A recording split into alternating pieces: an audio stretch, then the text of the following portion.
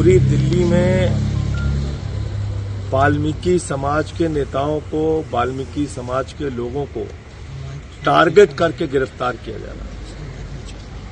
वाल्मीकि चौपाल के प्रधान उदय गिल जी को मंदिर मार्ग थाने में गिरफ्तार कर लिया गया।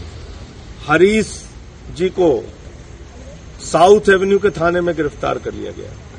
मैं अमित शाह जी से और भारतीय जनता पार्टी से पूछना चाहता हूं, वाल्मीकि समाज से किस बात की दुश्मनी निकाल रहे हो? टारगेट कर करके आप गिरफ्तारियां कर रहे हैं। कितने लोगों को आपने, वाल्मीकि समाज के लोगों को आपने गिरफ्तार किया है?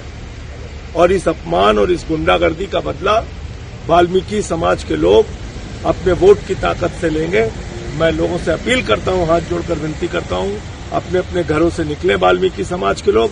और उदय गिल जी की जो गिरफ्तारी हुई है, जो हरीश जी की गिरफ्तारी हुई है, जो दिल्ली के अलग अलग इलाकों में वाल्मीकि समाज के लोगों की गिरफ्तारी हुई है, उसका बदला अपने वोट की ताकत से लेंगे। देखिए, बुरके में अगर कोई नकली वोट डालेगा तो कानून का काम है उसे पकड़ना। उन्होंने पकड़ा है और दिल्ली में ऐसे कई जगह हुआ है जहां बिना बुरके के भी पकड़ा है। तो जाली मतदान हम पहले दिन से कह रहे थे, आम आदमी पार्टी का प्रयास रहता है कि जाली मतदान डलवाएं। इस बार पकड़े गए, अच्छी बात है।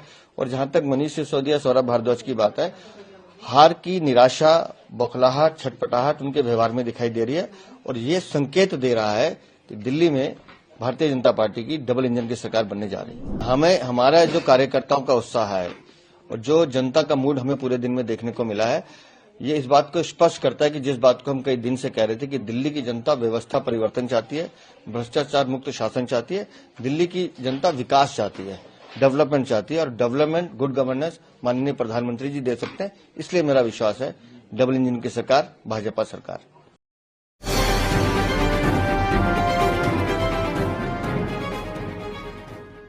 दोस्तों नमस्कार। दिल्ली विधानसभा चुनाव के लिए मतदान हो चुका है, एग्जिट पोल भी आ गया है और 8 फरवरी को रिजल्ट आएगा।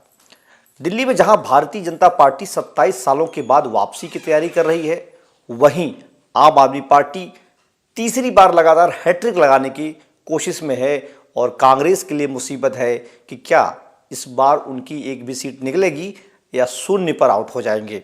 हालांकि जिस तरीके के आंकड़े, जिस तरीके के रुझान दिख रहे हैं, ऐसे में लगता है कि बहुत कुछ वहां पर होने वाला है। एग्जिट पोल को अगर माने तो बहुत कुछ हो रहा है, नहीं भी माने तब भी बहुत कुछ इस बार वहां पर होगा, क्योंकि वहां पर बहुत सारी चीज़ ऐसी हुई है जो पिछले चुनाव में नहीं हुआ था। 2020-2015 चुनाव को मैंने बहुत करीब से दिल्ली में जाकर के कवर किया है। इसलिए बता रहा हूं कि पिछले वाले जो चुनाव था उसमें मनोज तिवारी एक कमज़ोर खिलाड़ी के तौर पर थे, जिसका पूरा भरपूर फ़ायदा उठाते हुए अरविंद केजरीवाल ने भाजपा को नुकसान पहुंचाया और खुद उन्होंने कमान संभाली थी। इस बार मनोज तिवारी जैसे लोग बीजेपी ने आगे नहीं किया और अरविंद केजरीवाल खुद उस तरीके की बैटिंग नहीं कर पाए। उनके तमाम मंत्री जेल में रहे, वो एक अलग नेगेटिविटी बढ़ी रही। और कांग्रेस ने भी खूब ज़बरदस्ती तरीके से केजरीवाल को घेरने की कोशिश की है। उन इलाकों में दलित, मुस्लिम जो कांग्रेस के परंपरागत वोट होते थे, जिसे आम आदमी पार्टी ले गई, उन्हें वापसी करने के लिए दलित और मुस्लिम को कांग्रेस ने पूरी ताकत लगाई।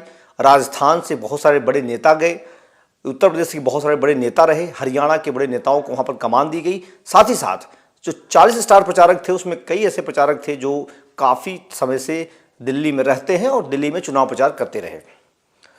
जिस तरीके का रुझान है, ऐसे में साफ तौर पर दिख रहा है कि भारतीय जनता पार्टी इस बार वहाँ पर सरकार बनाती हुई नज़र आ रही है। उसके कई सारे पहलू हैं, कई सारी बातें हैं।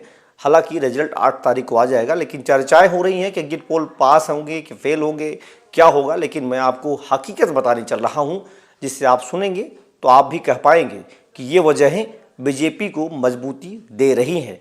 और आम आदमी पार्टी के लिए तकलीफ वाली बात ये रही कि जिस तरीके से उन्होंने प्रचार किया, जिस तरीके से नेताओं को उन्होंने रोटेट किया, वो तमाम सारी चीज़ें फ्लॉप्स साबित होने जा रही हैं। आइए हम आपको थोड़ा डेटा पे बात करते हैं, किस तरीके से दिल्ली का चुनाव इस बार अलग होने वाला है। 2020 में आम आदमी पार्टी की 62 सीटें थीं, बीजेपी की 8, अदर्स को शून्य गई। 2020 में जिस तरीके से आम आदमी पार्टी ने एकदम मजबूती से काम किया, उसमें सभी साफ हो गए। लेकिन वोट परसेंटेज की बात करें, 2020 में 62.59% मतदान हुआ था, लेकिन इस बार 59.71 है। 2008 में 57.60 मतदान हुआ था, जिसे सबसे कम माना गया और उसके परिणाम भी बहुत सारे अलग रहे। ऐसे में माना जा रहा है कि क्या 27 साल बाद बीजेपी वापसी कर पाएगी, या जिस तरीके के एग्जिट पोल्स बता रहे हैं उसमें बहुत कुछ हो सकता है। कहानी बहुत सारी है, लेकिन अब हम आपको बताते हैं कि इन 59% मतदान का क्या क्या असर हो सकता है। 10 एग्जिट पोल की बात माने तो जिसमें 8 में बीजेपी की सरकार बनती हुई नजर आ रही है, लेकिन किसी भी एग्जिट पोल में 50 के ऊपर बीजेपी जाती हुई दिखाई नहीं दे रही है। सारे एग्जिट पोल्स में बीजेपी 45, 49, 46, 38, 32, 33 तक जा रही है। वहीं केजरीवाल को भी इस बार जिस तरीके का मैंडेट पिछली बार 62 हम लोग को दिख रहा था कि 60 से ऊपर बीजेपी को क्रॉस करते हुए आप निकल जाएगी, ऐसा कुछ दिखाई वहां नहीं दे रहा है।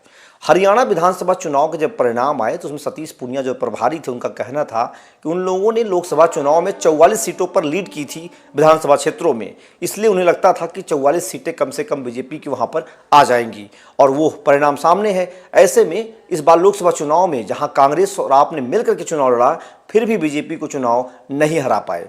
तो ऐसे में माना जा रहा है कि सारे समीकरण इस बार भी बीजेपी के पक्ष में जाता हुआ नजर आ रहा है। दूसरी बात करते हैं, दरअसल इस बार बीजेपी ने उन वोटों पर ज़्यादा फोकस किया जो बीजेपी के वोटर्स नहीं हैं, दलित और मुस्लिम। खास करके दलितों को उन्हें प्रयागराज भेजा गया नहाने के लिए, उन्हें अजमेर भेजा गया, अलग अलग जगहों पे उनकी टीम लगी थी। अगर आप मतदान बीजेपी को नहीं करते हैं तो आप कहीं और जाइए, आराम करिए, मतदान मत करिए, ये सूत्र बता रहे हैं। ऐसी बहुत जगहों पर चीज़ें हुई हैं जिसे आम आदमी पार्टी भाप नहीं पाई है। अब इसके रिजल्ट्स क्या हैं? इसके रिजल्ट्स, इसका इफेक्ट ये दिख रहा है कि परसेंटेज बहुत कम हो गया है, मतदान कम हुआ है। पिछली बार की तुलना में 2 से 2.5% मतदान कम हुआ है। और मतदान आपको पता है किसका कम हुआ है? जो लोग स्नान करने गए, जिन्हें सुविधाएं दी गई, 500 रुपये, 1000 रुपये देने वाले पार्टियां, जो दारू तमाम बातें होती हैं देने वाली पार्टियों के लिए ये खतरनाक रहा कि इस बार बीजेपी ने नई रणनीति बनाई और जिन्होंने मतदान नहीं करना, जो मतदाता नहीं थे बीजेपी के, जो कट्टर विरोधी थे, उन्हें दूसरी जगहों पर शिफ्ट कर दिया गया। मतदान डल रहा और अब परिणाम की बारी है। कहा जा रहा है कि उन क्षेत्रों में जहां बीजेपी कभी पिछले 20 सालों से अच्छा नहीं कर पा रही थी, वहां पर फोकस करके कम से कम 15 सीटें ऐसी हैं जहां बीजेपी ने बहुत मजबूती से काम किया है, मतदान कम हुआ है और वो परिणाम बता रहे हैं कि बीजेपी के पक्ष में जाता हुआ नजर आ रहा है। अब बात कर लेते हैं परिणाम की। कांग्रेस का कहना है कि उनकी 2 से 3 सीटें आ जाएंगी, हालांकि वो भी चुनौतीपूर्ण है, आएंगी कि नहीं आएंगी। ये तमाम इस तरह की बातें हो रही हैं, अलग अलग अनुमान लगाए जा रहे हैं। कोई एग्जिट पोल को दोषपूर्ण बता रहा है, कोई मतदान को दोषपूर्ण बता रहा है, तमाम बातें हो रही। केजरीवाल इस बार चुनाव प्रचार करने में पूरी तरह से फ्लाफ रहे हैं और उनकी पार्टी में ही बगावत रही है, विरोध रहा है। कई विधायकों ने पार्टी छोड़ी है, कई विधायकों ने मौन रखा है और कुछ लोग खुल करके सामने नहीं आए, क्योंकि आतिशी जब मुख्यमंत्री बनी उसका साइड इफेक्ट पार्टी पर दिखना शुरू हो गया था।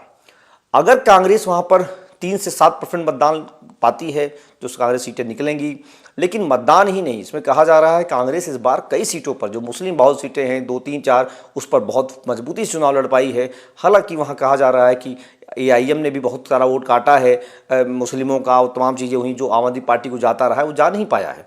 आम आदमी पार्टी की तरफ बौखलाहट इसी को लेकर के है कि कहीं ऐसा ना हो आम आदमी पार्टी 20 से 15 सिमट जाए, कहीं ऐसा ना हो आम आदमी पार्टी 18 से 25 में सिमट जाए और बीजेपी को बड़ा मैंडेट मिल जाए। तमाम सारी बातें हैं। केजरीवाल के लिए मुसीबत भरा दौर रहेगा अगर ऐसा होता है, लेकिन चुनाव है, परिणाम आना और रिजल्ट आना, वोट के आने तक, रिजल्ट आने तक और सीटों के कन्फर्म होने तक बहुत कुछ कहना बाकी होता है। लेकिन दूसरी बातें मैं करना चाहूँगा आपसे कि अगर ये परिणाम बीजेपी के पक्ष में जाता है, प्रवेश साहिब सिंह वर्मा का चुनाव जीतते हैं नई दिल्ली से केजरीवाल को हरा करके, संभावनाएं हैं अगर हो सकता है, जो कि केजरीवाल ने शीला दीक्षित को हराया था। तो अगर केजरीवाल हारते हैं और प्रवेश जीतते हैं तो CM डिप्टी CM की उनकी पूरी एकदम दावेदारी रहेगी। दूसरी तरफ कहा जा रहा है कि साहिब सिंह वर्मा चुनाव नहीं जीतते हैं और दूसरी तरफ रमेश बिदूड़ी भी कालका चुनाव नहीं जीतते हैं, तो क्या होगा? उसके पीछे कई सारी कहानियां चल रही। कोई कह रहा है कि मीनाक्षी लेखी को लाया जा सकता है, क्योंकि बीजेपी वहां पर किसी महिला चेहरे को सामने लाना चाहती है।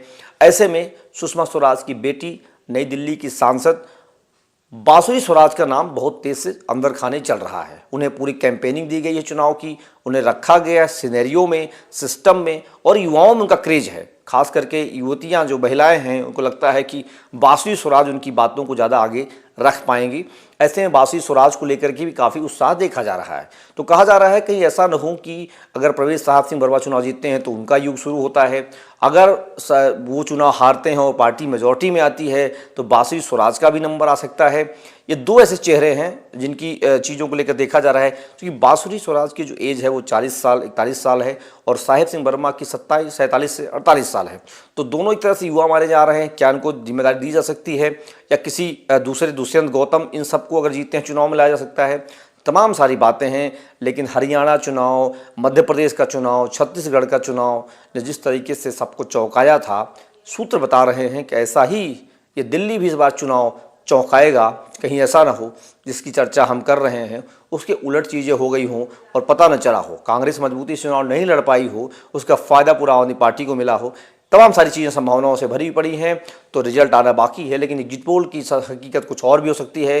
लेकिन हमने जो आपको बताया कि अगर वहाँ पर जिस तरीके के हालात बताए जा रहे हैं, ऐसे में भाजपा को 38 से 40 सीटें मिल सकती हैं, 32 से 38 40 सीटें, और आम आदमी पार्टी 20 से 25 28 के बीच रह सकती है। हो सकता है कांग्रेस की भी 1-2 सीटें निकल जाएं।